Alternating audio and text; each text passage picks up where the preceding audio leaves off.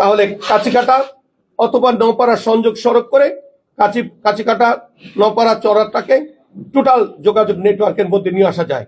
সেটা হলে অনেক ছোট ছোট কলকারখানা এখানে চলে আসবে এবং কোল্ড স্টোরেজ মালামাল ক্যারিং করা খুব সহজ হবে। ওখানে আপনারা জানে খুশি হবেন যে আমি এই নির্বাচনী কাজ হয়েছে এবং যেহেতু আমি ব্যবসায়ী, আমি হেঁটে গেলে চেষ্টা করি যে ব্যবসার স্পেল কোথায় আছে। আমি দেখেছি আমি নড়িয়ার অনেক জায়গায় জমি বিক্রি করা না করে দিয়ে আসি, যেমন চরাত্রা এবং নপাড়া। বিএনপি রাষ্ট্রীয় ক্ষমতা আসবে, আল্লাহর রহমতে সার্বিক পরিস্থিতি আমি ইনশাআল্লাহ আপনাদের দোয়ায় আমি এমপি হব। আমার স্বপ্ন আমি পার্মানেন্ট নড়িয়া এবং চরাত্রা নপাড়া কাছিকাটা যদি পার্মানেন্ট পাইলিং করে বাঁধ নির্মাণ করা হয়, আমি আরেকটা স্বপ্ন দেখছি হংকং। চরাত্রা নপাড়া কাছিকাটা চারিদিক দিয়ে বাঁধ দিয়ে সেখানে একটা নতুন শহর তৈরি করার আস্তে আস্তে আমার প্ল্যান আছে। যেটা আমি, যেহেতু আপনারা জানেন অনেকেই যে আমি পৃথিবীর 88টা কান্ট্রিতে ঘুরেছি এবং সেই দেশে গিয়ে সেই দেশ আগিয়ে যাওয়ার পিছনের মূল কারণগুলি ছিল কি কি, মূল তথ্যগুলি আমি সেই দেশের বইগুলি পড়েছি। আমি দেখেছি অধিক পরিশ্রম, সুষ্ঠু পরিকল্পনা অধ্যবসায় মানুষকে তার দেশকে আগে নিয়ে যাওয়ার জন্য সহায়ক শক্তি ভূমিকা পালন করে। আমি দেখেছি, আমি চরাত্রা নপাড়ায় বসে স্বপ্ন দেখি হংকং সিটি, চারিদিক দিয়ে নদী আছে এবং আমাদের চরাত্রা নপাড়া কাছিকাটা বিশাল বড় এরিয়া, বিশাল একটা শহর উঠার জন্য এটা আমি মনে করি। এর মধ্যে আরো পূর্বে গিয়ে চাঁদপুরের রাজরাজেশ্বরটাও যদি করা হয়, এটার সাথে ইনক্লুড করা হয়, তাহলে 4টা ইউনিয়নকে নিয়ে একটা বিশাল সম্ভাবনাময় কিছু একটা করা যেতে পারে। তার মধ্যে আমি উল্লেখযোগ্য মনে করেছি, আমি দেখেছি ওখানের গ্রিনেস কি, ওখানে দেখেছি শস্য, আমি দেখেছি ওখানে ন্যাচারাল বিউটি আছে। সেখানে যদি আমরা হোটেল মোটেল করি অনেকে, এবং এখন দেখেন আপনারা অনেকেই হেলিকপ্টারে আপনারা ইয়েতে যান, কক্সবাজার যান। আমরা এখানে যদি মোটেল করা হয়, পর্যটনটাকে এই 2-3টা ইউনিয়নকে যদি আমরা একটু প্রায়োরিটি বেসিস কিছু কাজ করি, আমার বিশ্বাস আমার এই অঞ্চলে অনেক ভিজিটর, দেশি বিদেশি পর্যটন এই আমাদের এই অঞ্চলে ঘুরতে আসবে।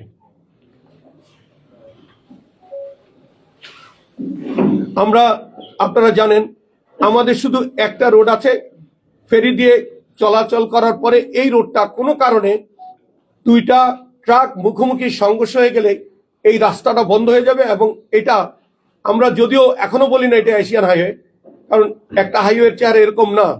আপনি খুলনা থেকে মোংলা থেকে মাল নিয়ে চিটাং যাওয়ার পথে অনেক কাঁচামাল আসে, যেটা 1-2 দিন পরে থাকলে নষ্ট হয়ে যাবে। আমরা তার বাইপাস হিসাবে আমরা এখান দিয়ে আমার বাড়ি থেকে 1 কিলোমিটার পূর্ব দিকে একটা বাইপাস হাইওয়ে করা যায়, যেটা এখানে মাত্র 2টা ব্রিজ, খুবই ছোট ছোট ব্রিজ। এখানে টেন্ডারের প্রস্তুতি নিয়ে আছে। আমরা এটাকে এলজিটির সাথে কথা বলে আমরা সম্পূর্ণ করে রেখেছি। আমার বিশ্বাস আগামী সরকার ক্ষমতায় আসার পরপরই এই ব্রিজের বাস্তব রূপ দেওয়া শুরু করবে ইনশাল্লাহ। 6 মাসের মধ্যে এটা টেন্ডার প্রক্রিয়া শেষ করা হবে। তাতে আমাদের 2টা পাইপ, একটা আছে আরেকটা হলো, তাতে শরীয়তপুরের সাথে সরাসরি সংযোগ হবে। চরসেনসাস দক্ষিণ তারাবনিয়া, উত্তর তারাবনিয়া, সখীপুর হয়ে নড়িয়া হয়ে শরীয়তপুরে। নড়িয়া উপজেলা স্বাস্থ্য কমপ্লেক্সটি নির্ধারিত স্থানে পুনরায় চালু করা হবে এবং 100 শয্যা উন্নীত করার প্রয়োজনীয় পদক্ষেপ গ্রহণ করা হবে। আপনারা জানেন যে মুলফতগঞ্জ যে হসপিটালটা ছিল, সেখানে তার সাথে সাথে ওটাকে একটা নতুন হসপিটাল হয়েছে। আমাদের ওখানে যারা আগের সরকার ছিলেন তারা এই হসপিটাল করার আগে লোকালি আওয়ামী লীগ নেতৃবৃন্দকে আশ্বাস দিয়েছিলেন যে আপনারা ওখানে যে হসপিটালটা করছি এই হসপিটালটাও চালু থাকবে, ওই হসপিটালটাও চালু থাকবে। তাতে পর্যায়ক্রমে দেখা যাচ্ছে এই সরকার, তত্ত্বাবধায়ক সরকার ক্ষমতায় আসার পরে ওই হসপিটালের ম্যাক্সিমাম মেশিনারিজ নতুনটায় শিফট করার পরিকল্পনা, এবং তারা লোকমুখে শুনতে শুরু করেছে যে এখানে কোনো ডক্টর থাকবে না, এটাকে অকার্যকর একটা হসপিটাল হিসাবে ঘোষণা করা হবে। তার পরিপ্রেক্ষিতে সরকার পরিবর্তন হওয়ার সাথে সাথেই তারা একটা মানববন্ধন করে হাইকোর্টে রিট করে রেখেছে। আমি অন্তত মিনিমাম এই হসপিটাল থেকে নিয়ে 10 বারের উপরে আমি ওখানে কেদারপুর ইউনিয়নের বাসীর সাথে কথা বলেছি। সর্বশেষ যেই সিদ্ধান্ত হয়েছে সেই সিদ্ধান্তের সাথে তাদের একটা প্রস্তাব ছিল যে আপনারা ডিসি অফিসে মাসিক যে রেজুলেশন হয় সেখানে এই প্রস্তাবটা আপনারা করে রাখবেন যে আমরা অন্তত 10 শয্যা বিশিষ্ট হসপিটালটা উদ্বলগঞ্জ চালু থাকবে এবং এই নতুনটাও চালু থাকবে। এটা পেলে যারা রিটটা করেছে তারা রিটটা প্রত্যাহার করবে। সেরকম করার পরে তারা রিট প্রত্যাহারের প্রক্রিয়া শুরু হয়েছে। বাই দিস টাইম আমাদের রোজা বা বন্ধের ডিসেম্বরের বন্ধের হাইকোর্ট বন্ধ হয়ে গেছে। এরপরে এই ডেটটা আমি যা দেখেছি কোর্টে গিয়ে ডেটটা পড়লেই তারা তাদের রিটটা প্রত্যাহার করে নেবে। আল্লাহর রহমতে আমি আশাবাদী নতুন সরকার ইনশাআল্লাহ এই হসপিটালটা চালু করবে, যেটা হয়ে রেডি হয়ে পড়ে আছে। দক্ষিণ তারাবাড়ি ইউনিয়নে হাসপাতালের জন্য আমি 30% জমি দিয়েছি, সিভিল সার্জনের নামে দিয়েছি। এখানে আমার একটা হাসপাতাল করার প্ল্যান আছে সরকারিভাবে। তো আমি মনে করি গত 1 বছর আগে একটা 20 শয্যা বিশিষ্ট একটা হাসপাতাল এই 3টা ইউনিয়নের মধ্যে হবে। সিভিল সার্জনের সাথে আমার কথা হয়েছে, আমি মনে করি সেই হাসপাতালটা দক্ষিণ তারাবাড়ি হবে।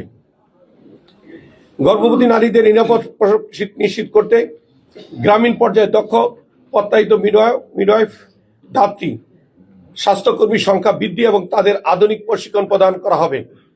গর্ভবতী মায়েদের জন্য পুষ্টি সহায়তা সচেতনামূলক সেমিনার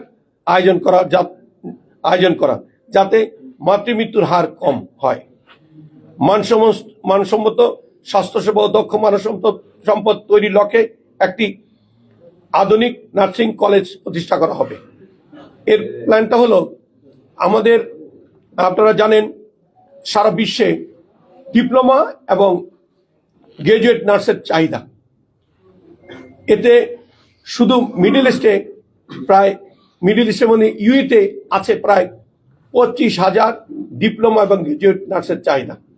এবং আপনারা জানবেন অস্ট্রেলিয়াতে গ্রাজুয়েট নার্সের চাহিদা ওপেন, কোনো নাম্বার নেই, যতজন দিবেন সিলেকশন হলে তারা যেতে পারবে। বেতন বাংলাদেশি প্রায় 5 লক্ষ টাকার উপরে। তো এটা আমাদের একটা সম্ভাবনাময় একটা খাত, যেখানে আমরা একটা নার্সিং হোম এখানে আমরা ইনশাল্লাহ এই অঞ্চলে আমরা করব। গর্ভবতী নারীদের আচ্ছা বেড়িবাঁধ ও নদী শাসন। শরীয়তপুরের উত্তর তারাবনিয়া হতে নড়িয়া হয়ে জাজিরা পদ্মা ব্রিজ পর্যন্ত আমরা স্থায়ী বেড়িবাঁধ, যেই বাঁধটা আছে সেটা গভীর, যেখানে নদী অনেক গভীর ছিল এই বাঁধটা নিরাপদ না।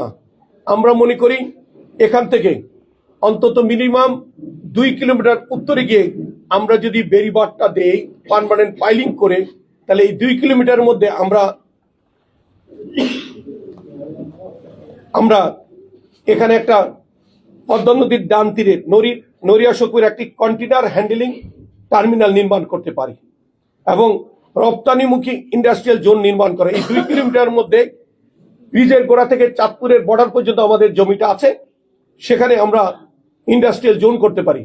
যে কন্টেনার যদি হ্যান্ডেলিং এখানে কাস্টমস হয়ে যায়, তাহলে এখানে অনেক লোকের কর্মযোগ্য হবে এবং কর্মসংস্থানের ব্যবস্থা হবে এবং আমাদের এখানে লাইক মিনি পোর্ট হবে। আমাদের এই পরিকল্পনা আছে। এটা বলেছি কোথা থেকে বলেছি আবার শুনতে হবে। বলেছি হলো, আমার অনেক ইনভেস্টর আছেন যারা মিডল ইস্টের ইনভেস্টর, পৃথিবীর অনেক জায়গাতে তারা ইনভেস্ট করেছে, তারা নিজস্ব অর্থায়নে পোর্ট করেছে বা এরকম দৃষ্টান্ত আছে। সেই কোম্পানির সাথে আমার কথা হয়েছে। সেই কোম্পানি বলেছে বাংলাদেশের প্রশাসনিক অবস্থা, ফ্যাসিলিটিস কি আছে, বেনিফিট কি আছে, সেটা যদি আমরা পাই এবং ট্যাক্স কি আছে। আমি আমাদের ট্যাক্সের বই নিয়ে গিয়েছি, এই দেখো এটা তুমি পড়ো। আমাদের গেজেট নিয়ে গেছি, বিদেশিদের জন্য কি সুযোগ সুবিধা। তারা 5টা কান্ট্রি মিডল ইস্টের যারা সরকার প্রধান আছেন এবং যারা সরকারের কাছে লোক, তারা আমার বন্ধু। আমি বিশ্বাস করি আল্লাহর রহমতে আগামী ত্রয়োদশ জাতীয় সংসদ নির্বাচনে আমি এমপি হলে ইনশাল্লাহ আমি সেই সব বিদেশিদের এই ইনভেস্ট করাবো আমার শরীয়তপুর 2 নির্বাচনী এলাকায়। এবং আপনারা, আমি অনেক সময় একদম সঠিকভাবে বলতে চেষ্টা করি যে আপনারা যদি সিদ্ধান্ত নিয়ে থাকেন আমাকে ভোট দিবেন, আপনারা আপনাদের এলাকার ভিডিও করে রাখেন। ভিডিও করে রেখে আমাকে এমপি বানানোর পর থেকে 1 বছর পর থেকে আপনাদের এই ভিডিওগুলি আপনারা নিজেরা দেখবেন। যদি দেখেন এটার পরিবর্তন না হয়েছে, তাহলে শরীয়তপুরের আমার নির্বাচনী এলাকায় আমাকে ঢুকতে দেবেন। আমি আত্মবিশ্বাসী এবং আমি জানি আমি কি করতে পারবো। সেই হিসাবে বিদেশের সাথে আমার যোগাযোগ চলছে। আমার বিশ্বাস আমি নির্বাচন করছি, তারা জানেন। আমার বিশ্বাস আমার বিজয়ে মিডল ইস্টের অনেক রাষ্ট্রের প্রধান সারির লোকরা উৎফুল্ল হবে এবং তারা ইনভেস্টমেন্টের হার প্রশস্ত করবে এবং বাড়িয়ে দিবে।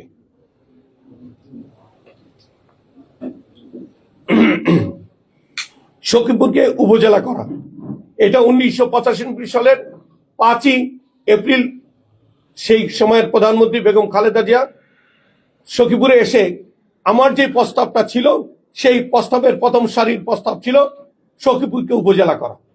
তো আমি বেগম জিয়ার সেই সময়ের উপজেলার প্রস্তাবটা ডিক্লেয়ার করেন নাই, বাট এই প্রস্তাবটা ছিল।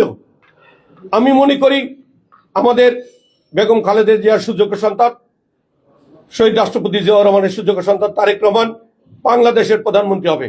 অতএব বেগম খালেদা জিয়া বিবেচনায় যেই উপজেলাটা ছিল সেটা সখীপুর। ইনশাল্লাহ আমি যে কয়েকটা প্রথম সংসদীয় যে কয়েকটা কথা বলবো তার মধ্যে উল্লেখযোগ্য সখীপুর উপজেলা চাই।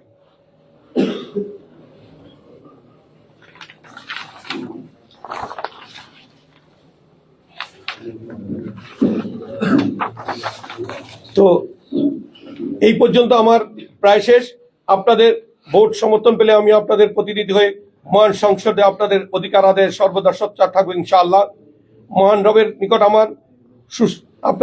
আমাদের সুস্বাস্থ্য মঙ্গল কামনা করে আমার জন্য ও আগামী 12 ফেব্রুয়ারি ধানের শীষের সমর্থন চেয়ে আপনাদের সকলের কাছে দোয়া চাই, সহযোগিতা চাই।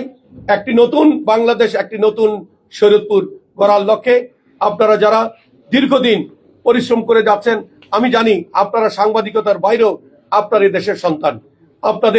আমার কষ্টে আপনারা কষ্ট পান, আপনাদের কষ্টে আমি কষ্ট পাই। এই দেশের ক্ষতির সাথে আপনাদের কষ্ট হয়, এই দেশের ক্ষতির সাথে আমারও কষ্ট হয়। আমি বিশ্বাস করি আমরা সবাই মিলে শরীয়তপুর 2কে আপনাদের সহযোগিতা নিয়ে একটি নতুন শরীয়তপুর গড়ে তুলব, এই আশা ব্যক্ত করে সবাইকে এই কষ্ট করে আসার জন্য, একটা নতুন সুসংবাদ শোনার জন্য আপনাদের সকলকে আগামী 12 ফেব্রুয়ারি নির্বাচনের রেজাল্টের অপেক্ষায় রাখার জন্য রেখে আপনাদের পরামর্শ সহযোগিতা আমাকে করবেন এই আশা ব্যক্ত করে সবাইকে শুভেচ্ছা জানিয়ে আল্লাহ হাফেজ। আসসালামু আলাইকুম।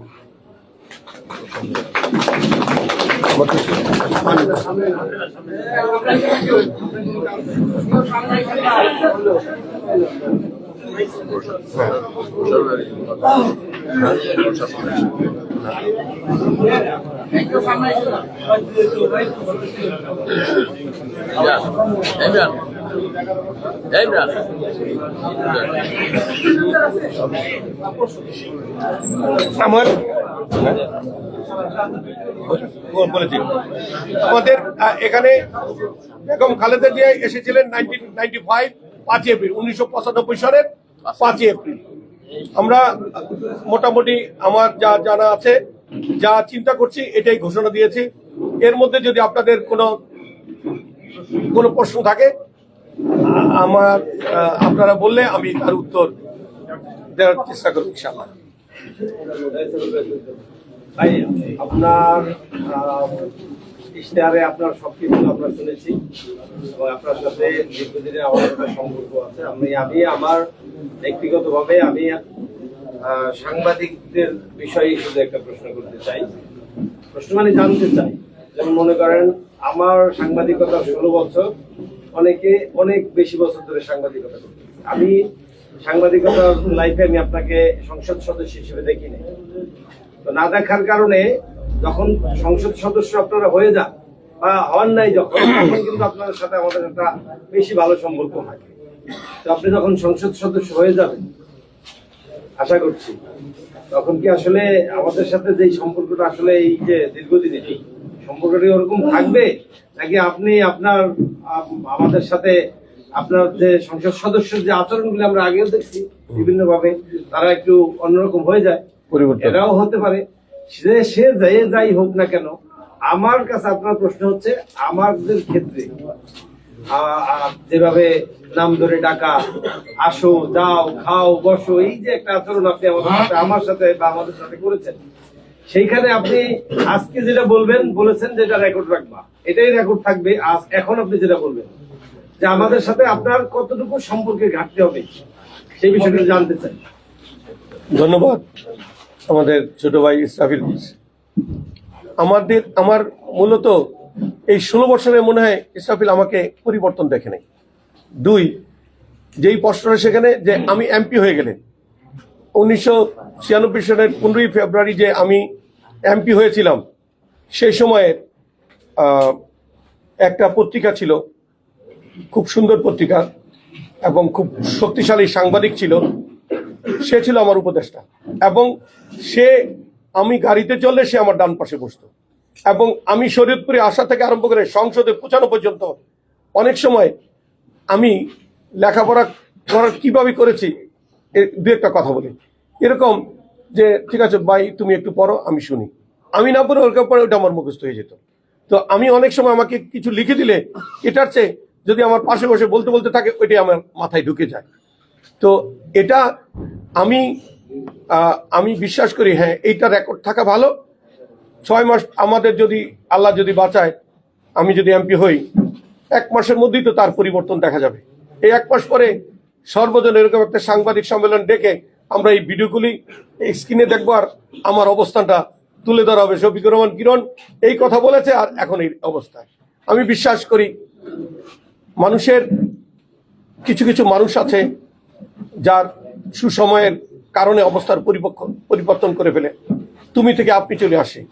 এটা দূরত্ব সৃষ্টি করার প্রথম হাতিয়ার, যে তুমি থেকে আপনি চলে আসে। এবং যখন কাউকে অপছন্দ করে আমরা এটা রেওয়াজ মনে করি যে তারা আপনি বলে সম্বোধন করে। আর আমার শরীয়তপুরের সাংবাদিক যারা আছে, আমি হয়তো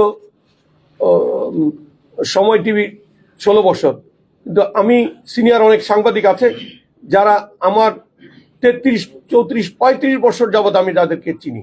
এবং আমার মনে হয় না কারোর সাথে আমার সম্পর্কের ভাটা পড়েছে। যাদের সাথে আমার পরিচয় হয়েছে ওই পরিচয় চলছি।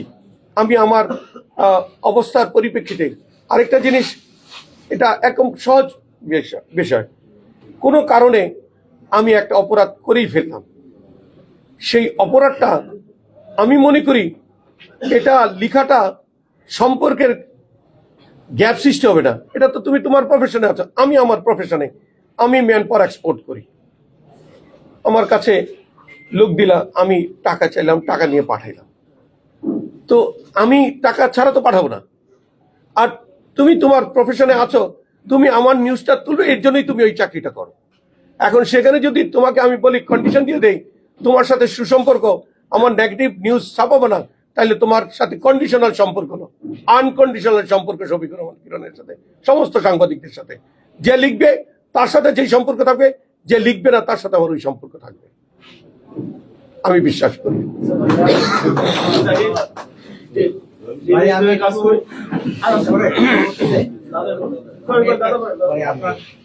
আপনার মনোযোগ দিয়ে শুনলাম, আমি একটু বসে দাঁড়াই বলি, বসে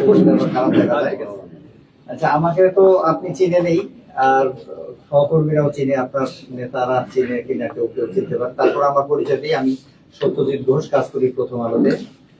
আমি ব্যক্তিগতভাবে আপনাকে 2001 সাল থেকে, যখন আপনি 2001 সালে শরীয়তপুর 3 তখন এই নির্বাচনী এলাকা, এরকম ছোট্ট, তখন এত সাংবাদিক আমাদের ছিলেনও না। ছিল না। খুব ছোট একটি পরিসরের একটি সংবাদ সম্মেলনের মধ্যে দিয়ে খুব একটা আবেগ ঘন পরিবেশে আপনার সাথে আমার পরিচয়। এই একেবারে 25 বছর সেই সম্পর্ক রয়েছে। এই আপনার এই এটা প্রতিশ্রুতি বলবো, আপনি ভোটারদের কাছে বা উন্নয়ন প্রতিশ্রুতি বিষয়ে সামনে এনেছেন। আমার কাছে একটু মনে হয়েছে যে এখানে একটা জিনিস গ্যাপ পড়ে গেছে, এটা আপনার অজান্তে হয়েছে না এটা ঠিক জানি না। সেটা হচ্ছে যে আমাদের এই অঞ্চলটা, এটা দুইটা জিনিস আমার কাছে মনে হয়েছে। এই অঞ্চলের মানুষ একেবারেই মানে আমার বলাটা ঠিক হবে কিনা, একটু দরিদ্র সীমার মধ্যে বসবাস করি আমরা। আমাদের যেহেতু পদ্মা এবং মেঘনা দুটা নদী, এই নদীর অববাহিকায় আমাদের জেলা, এখানকার বড় সমস্যা নদী ভাঙন। আমরা যদি গত 15 বছর বা 10 বছরেও ধরে 10-15 বছর অন্তত আমার কাছে যা তথ্য আছে 30 থেকে 35 হাজার মানুষ জড়িত হয়েছে। বিগত সময়গুলো আমরা দেখেছি যে এই পরিবারগুলোকে পুনর্বাসনের কোনো উদ্যোগ নেওয়া হয়নি। আপনি হয়তো বিভিন্ন নদীর তীরবর্তী গ্রামগুলোতে নিশ্চয়ই ভোট চাইতে গেছেন বা আপনার বিভিন্ন সভা কর্মসূচিতে গেছেন। সেখানে কি বলে ছাপড়া ঘর করে কেউ জমি ভাড়া করে বিভিন্ন ভাবে বসবাস করতেছে, একদম নিদারুণ কষ্টের মধ্যে জীবন কাটাচ্ছে। এই পরিবারগুলোর জন্য সরকারের ভাবনা কি? এবং যেহেতু আপনি আমার তথ্য ভুল হতে পারে, বাংলাদেশে জাতীয়তাবাদী দল বিএনপির যত প্রয়োজন সংসদ সদস্য প্রার্থী রয়েছেন, মানে অর্থনৈতিক ভাবে তাদের 10 জনের মধ্যে আপনি একজন। আপনি অর্থনৈতিক ভাবেও একটা অবস্থানে আমাদের রয়েছেন। আপনি ব্যক্তিগতভাবে এবং সরকারি পর্যায় থেকে যদি আপনি সংসদ সদস্য নির্বাচিত হন বা আপনার দল ক্ষমতায় যায়, কি উদ্যোগ রয়েছে? আরেকটা জিনিস, একেবারে আপনি হতে একজন রিকশাওয়ালা পর্যন্ত প্রত্যেকটা মানুষ এই সমস্যাটা সাফার করে, সেটা হচ্ছে দুর্নীতি। এবং আমাদের যে নাগরিক সেবা, প্রতিটা খাতে টাকা ছাড়া সেবা মেলে না, এটা একেবারে কমন একটা বিষয়। আপনি সংসদ সদস্য নির্বাচিত হলে বা আপনার দল ক্ষমতায় গেলে আপনি একেবারে তৃণমূল থেকে সেই বঙ্গভবন বা গণভবন যাই বলি, আমাদের প্রধানমন্ত্রীর ভবন পর্যন্ত দুর্নীতির ধাপগুলো আপনি কিভাবে মোকাবেলা করবেন? এই দুর্নীতি বন্ধ করার আপনার কি পরিকল্পনা আছে? আমাদের এর মধ্যে এই দুর্নীতির ব্যাপারে এটার একটা অপিনিয়ন আছে। আমি যেই নেতা বা যেই এমপি নিজে দুর্নীতি করে, সে দুর্নীতির বিরুদ্ধে কথা বলতে পারে না, তার মধ্যে স্টিমিনা থাকে না এবং সে কোনো না কোনোভাবে লজ্জাবোধ করে। আমি মনে করি শরীয়তপুরে যতজন বিএনপি রাজনীতিক নেতা আছেন, তার মধ্যে আমার অ্যাকসেপ্টেন্সটা সাদমাস পিপলের কাছে অনেক বেশি। সেই হিসেবে আমি মনে করি আমি শুরু করব এবং শ্রেষ্ঠ করে যেতে পারবো ইনশাআল্লাহ। দুর্নীতি বিরোধী আন্দোলন বলেন আর যাই বলেন, আমি দুর্নীতি ঠেকাতে পারবো ইনশাআল্লাহ।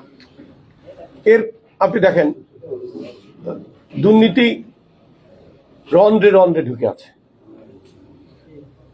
আমি একটা লোকের 24 ঘন্টা সার্ভিস নিতে পারি না, আমি তার 8 ঘন্টা।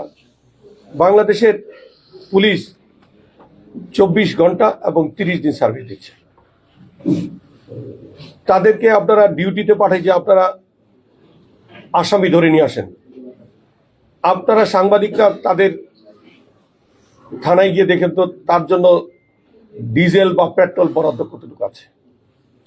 তাকে যদি ওসি সাহেব বলেন যে আপনি যে কোনো মূল্যে আসামি ধরে নিয়ে আসেন, তেলটা কোথায় পাবে? আমরা মূল উৎপাদন করতে গেলে আমাদের সিস্টেম চেঞ্জ করতে হবে। বিদেশে একটা পুলিশ 12 ঘন্টা ডিউটি করে যে পয়সা পায়, তার দুর্নীতি করতে হয় না। রাষ্ট্রে সমস্ত ইকুইপমেন্ট রাষ্ট্র দিয়ে রাখে, একটা কলম থেকে আরম্ভ করে, গাড়ি থেকে আরম্ভ করে, পেট্রোল থেকে আরম্ভ করে সবকিছু গভর্নমেন্ট দিচ্ছে। তার আর দুর্নীতি করার আর সুযোগ থাকে না। যেই সুযোগটা আর্মি পাচ্ছে, সেম সুযোগ সুবিধা পুলিশকে দেওয়া হয়। আপনি যখন তার ন্যায্য অধিকার থেকে কেউ বঞ্চিত হয়, তখনই দুর্নীতির আশ্রয় খুঁজে নেওয়ার চেষ্টা করে। তাহলে কি আপনি দুর্নীতি পশ্চাইবেন না? আমি মূল উৎপাদনের জন্য যা যা করণীয় সে করে আমি দুর্নীতি বন্ধ করব। কারণ আপনি শাসন করবেন, পেটে দিবেন না কিছু, কি দিবেন, খাবি কোথায়? তো আমি মনে করি একটা সুশাসন প্রতিষ্ঠা করার জন্য যা করা দরকার সেগুলি হাতে নিয়েই এই দুর্নীতি বন্ধ করা, না হয় ভিতরে সাপ রেখে উপর দিয়ে মাটি দেওয়া সামিল হবে এটা। আর একটা লোককে, তার পরিবার আছে, তার ছেলে মেয়েরা আছে, একমাত্র বাংলাদেশের পুলিশেই 24 ঘন্টা ডিউটি করে। তাদের ব্যাপারে মানবিক হওয়া উচিত এবং রাষ্ট্রের নিচ থেকে উপর পর্যন্ত দেখা উচিত 24 ঘন্টা একটা মানুষ ডিউটি করতে পারে না। এবং 24 ঘন্টা রাত 3টার সময় ওসি সাহেবকে ফোন করে বললে ফোনটা ধরতে এত দেরি হলো কেন? তার মানে যে বলছে সেও রাত 3টার সময় ফোন ধরবেন। তো আরেকটা প্রশ্ন ছিল যে গৃহহীনদের পুনর্বাসনের, আমি এটা চাচ্ছিলাম যদি আমি এমপি হয়ে যাই তখন এই কথাটা বলবো। তারপরে বলি, আমাদের এখানে প্রায় 2-3 কিলোমিটার জায়গা ভেঙেছে। প্রথম, এখন তাদের খবর নিয়ে দেখেছি তাদের খাজনা নিচ্ছে না। নদীগর্ভে চলে গেলে সেই জায়গাটা কত তফসিলে নিয়ে চলে যায়, একদম খতিয়ানের, তার মানে রাষ্ট্রের হয়ে গেছে। আমি মনে করি যারা এই 2 কিলোমিটার যখন বাদ হবে, যাদের জায়গা যেখানে আছে বাজার মূল্য অনুযায়ী তারা তাদের ক্ষতিপূরণ পাবে এবং তাদের ক্ষতিপূরণের ব্যবস্থা করে ওখানে ইন্ডাস্ট্রিয়াল জোন করা হবে ইনশাআল্লাহ। যতটুকু ভেঙেছে আমি মনে করি 2 কিলোমিটারের বেশি ভাঙে নেই, 2 কিলোমিটার ভেঙেছে। এবং সেটা যদি আজকে থেকে 90 সাল থেকে ধরি তাহলে 2 কিলোমিটার, এবং অরিজিনাল পদ্মা 2 কিলোমিটার পরে সেখানে যদি আমরা এটাকে গভীর চ্যানেল করি এবং কন্টেনার এখান থেকে মাল নিয়ে যদি মাদার ভেসেলে চলে যায়, তাহলে আমাদের এখানে আমরা চোখ বন্ধ করে যদি দেখি পানগাঁও যেটা হয়েছে, ঢাকাতে যেটা পানগাঁও হয়েছে, তার চেয়ে বেশি গুরুত্বপূর্ণ হবে এটা।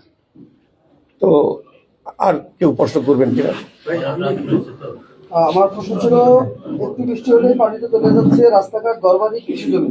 জলবদ্ধতা এখন আর মৌসুমী সমস্যা না, এটি বহু মানুষের নিত্যদিনের দুর্ভোগ। দখল হওয়া বন্ধ খাল, ময়লা ভরা ড্রেন, অচল সুইচ গেট, এর থেকে এই অঞ্চলের মানুষ স্থায়ী সমাধান পাবে কি? আপনি জানেন আমাদের চেয়ারম্যান তারেক রহমান বলেছেন, খাল খনন কর্মসূচি নিয়েছেন। খাল খনন কর্মসূচি বাস্তবায়ন হলে এই জলবদ্ধতা দূর হবে। যেহেতু একই সাথে একই দিনে 2টা ভোট অনুষ্ঠিত হবে, সেই ক্ষেত্রে গণভোটের বিষয়ে আপনি বা আপনার দল কি প্রচারণা করছে? সাধারণ মানুষ তো অনেক কিছুই বুঝতেছে না। সেই ক্ষেত্রে আসলে কি, যেহেতু 5ই আগস্ট হওয়ার কারণেই কিন্তু হচ্ছে এই নির্বাচন হচ্ছে, যদি 5ই আগস্ট না হতো তাহলে সেক্ষেত্রে সরকারি কিন্তু এখন পর্যন্ত এই বিষয়ে আপনার দল বা আপনি কি করতেছেন?